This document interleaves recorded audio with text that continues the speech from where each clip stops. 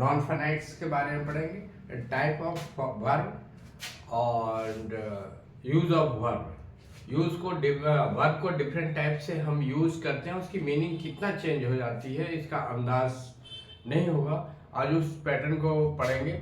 Generally इस चीज़ को लोग नहीं टच करते हैं, यूज तो कर लेते हैं लेकिन पता नहीं होता है कि इसका रूल्स क्या है, कैसे ये फॉर्म होता है, किस रूल को फॉलो करता है। बहुत लोगों को नहीं पता है। स्कूलों में मैंने तो अभी तक देखा कोई टीचर इसको पढ़ाते हुए तो नहीं देखा। ग्रामर के बुक्स में होता है ये नॉन फाइनाइट्स, और कॉम्पिटिटिव एग्जाम में तो आता ही आता है।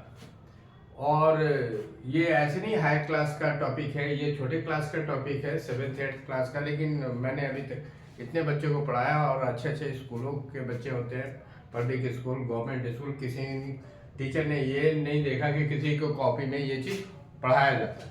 लेकिन इसका यूज हर लाइन में, आप अगर इंग्लिश लिखने जाएं तो हर सेंटेंस में इसका यूज होता है करीब। इसके बिना आपकी इंग्लिश अप्रोप्रिएट मानी नहीं जाती है, ना इसका सही मीनिंग निकलता है। ये तो बहुत ही इंपॉर्टेंट टॉपिक है जो सीखना बहुत जरूरी है। आइए सीखते हैं non finites.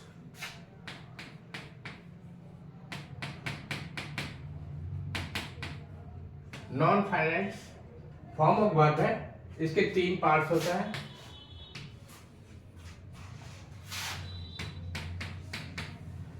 Infinitive,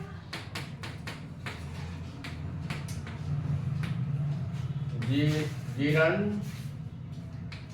participle.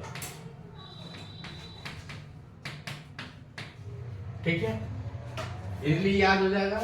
Non finites के कितने पार्ट्स होते हैं? 3 पार्ट, इन्फिनेटिव, जेरंड और पार्टिसिपल। अब इसका फार्मूला ले सकते हैं। ये इन्फिनेटिव क्या होता है? टू प्लस वर्ब का फर्स्ट फॉर्म और प्लस कॉम्प्लीमेंट। फार्मूला याद रखेंगे, इसके बाद में एग्जांपल से समझाऊंगा। जेरंड वर्ब में आईएनजी प्लस कॉम्प्लीमेंट, या कॉम्प्लीमेंट प्लस वर्ब में आईएनजी। ये वर्ब का थर्ड फॉर्म हमेशा यूज होता है, प्लस कॉम्प्लीमेंट। कॉम्प्लीमेंट मतलब बाकी सेंटेंस। जैसे यहाँ पे एक सेंटेंस हम लेते हैं, थोड़ा छोटा करके करते हैं इसको।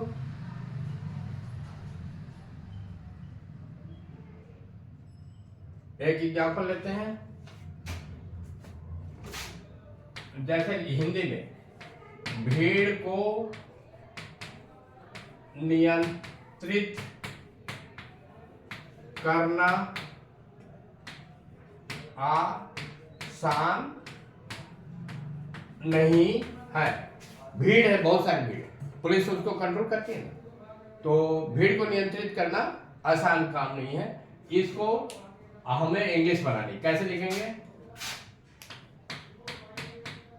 It is not easy to control a mob।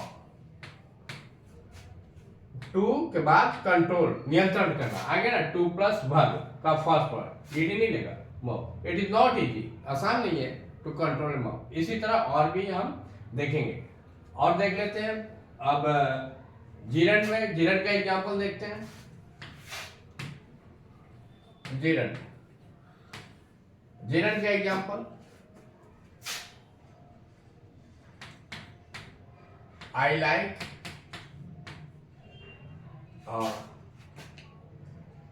Painting. Painting मुझे पसंद, I like painting.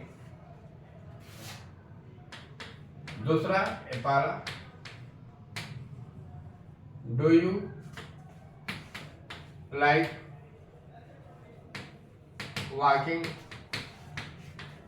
In the morning. ये सब जेरंड का है। तीसरा एक और example, smoking is bad habit. ठीक है ना, सिगरेट पीना, और सिगरेट पीना एक गंदी आदत है। डू यू लाइक वॉकिंग, क्या आप टहलना पसंद करते हैं? आई लाइक पेंटिंग। इस तरह से जेरंड करता है, कितना इजी है। ठीक है, अब पार्टिसिपल का देखते हैं।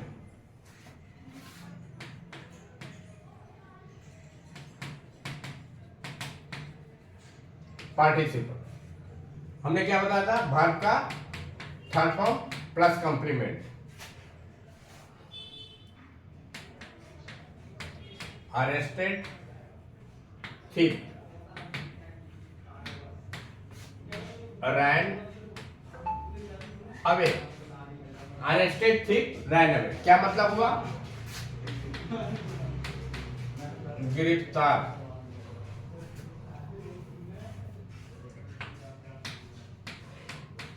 गिरफ्तार चोर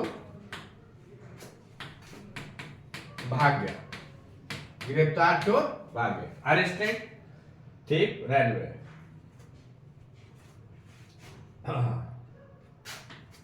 दूसरा एग्जाम्पल लेते हैं, I do not like tea in broken cup. मुझे टूटे हुए कप में चाय पसंद नहीं। आ रही है बात समझ में? ठीक है, बहुत छोटे छोटे से क्वेश्चन। और इसके बाद एक दो और एग्जाम्पल लेते हैं, नॉन फाइनाइट्स का एग्जाम्पल लेते हैं। नॉन फाइनाइट्स का कम एग्जाम्पल लिए, इसलिए हमने सोचा कि एक दो और एग्जाम्पल ले लें कि क्लियर हो जाए।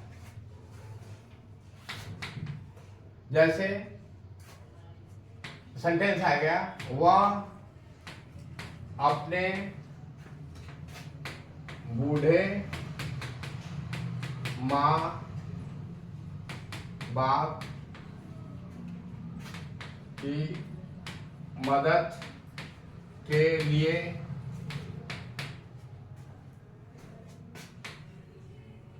फैक्ट्री में काम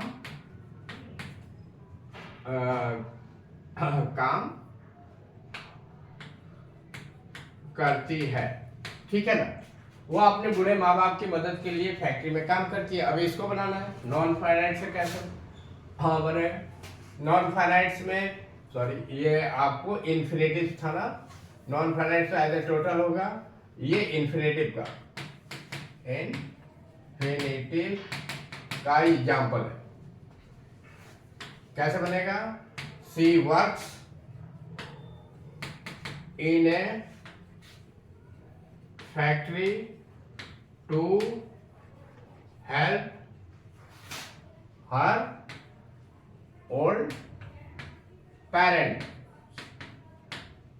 ठीक है ना, देखिए क्या कितना अच्छा हो गया।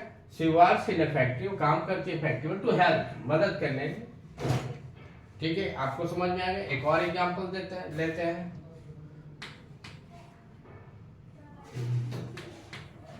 He goes to बाजार to meet his friend। बताइए इसका हिंदी क्या हुआ, he goes to बाजार, वो बाजार जाता है, किस लिए जाता है, to meet his friend। उम्मीद है आपको ये सारे एग्जांपल समझ में आ रहे हैं। इसका एक्सरसाइज बनाएंगे हम, नेक्स्ट वीडियो में हिंदी में लिखेंगे और उसका आप इंग्लिश में प्रैक्टिस करेंगे।